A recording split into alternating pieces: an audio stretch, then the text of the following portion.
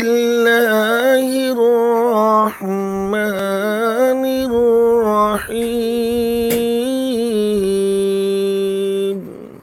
سوال یہ ہے کہ یہ جو لفظ اذان میں ہم بولتے ہیں فجر کی اذان میں الصلاۃ خیر من النوم، لوگ کہتے ہیں کہ جی یہ لفظ سیدنا عمر رضی اللہ تعالی عنہ نے اذان میں شامل کیا ہے. کہ یہ بات صحیح ہے؟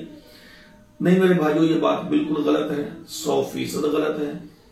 رسول اللہ صلی اللہ علیہ وسلم نے خود جو اذان سکھلائی اپنے صحابی ابو محذورہ رضی اللہ تعالیٰ عنہ کو، یہ سنن ابو داود کی حدیث ہے اور حدیث نمبر 500 اور 501، یعنی ان دو حدیثوں کے اندر پیارے پیغمبر صلی اللہ علیہ وسلم نے اپنے صحابی ابو محذورہ کو اذان سکھلائی، اور اس میں آپ نے فرمایا کہ ابو محذورہ جب فجر کی اذان دینی ہے تو تم نے اس میں حی علی الصلاۃ حی علی الفلاح کے بعد الصلاۃ خیر من النوم کہنا ہے.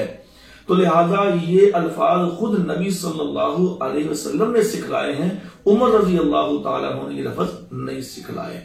جو بھائی اس غلط فہمی کا شکار ہیں وہ یہاں سے غلط فہمی کا شکار ہوئے ہیں کہ موطا کے اندر ایک روایت ہے کہ ایک مؤذن نے آ کر عمر رضی اللہ تعالیٰ عنہ کو صبح جگایا. وہ سوئے ہوئے تھے تو انہوں نے آ کر جگایا، اور جگایا اس نے اس انداز میں اس نے آ کر یہ لفظ کہا الصلاۃ خیر من النوم. تو عمر رضی اللہ عنہ نے فرمایا کہ بھئی یہ اذان میں لفظ ہے، اس کو اذان میں کہو. مطلب اس کا ہرگز یہ نہیں کہ عمر نے کہا کہ تم یہ اذان میں کہو، یہ اس سے پہلے یہ لفظ ادا نہیں کیے جاتے تھے، نہیں، یعنی اس نے تو آ کر جگایا. چونکہ اس کا معنی ہے کہ نیند سے نماز بہتر ہے، یعنی اس نے آ کر جب جگایا تو اس نے یہ نہیں کہا کہ امیر المومنین اٹھیے، یعنی ٹائم ہو گیا یا نماز کا ٹائم ہو گیا اٹھ جاؤ. اس نے یہ الفاظ بول دیے عذر احترام یا ادب کہ الصلاۃ خیر من النوم، کہ بھئی نیند بہتر ہے، نیند سے نماز بہتر ہے. اس نے یہ لفظ بولے تو عمر رضی اللہ عنہ نے فرمایا کہ یہ لفظ اذان میں، یعنی کہ یہ تو لفظ اذان کے ہیں، یہ مجھے اٹھانے کے لیے نہیں ہے.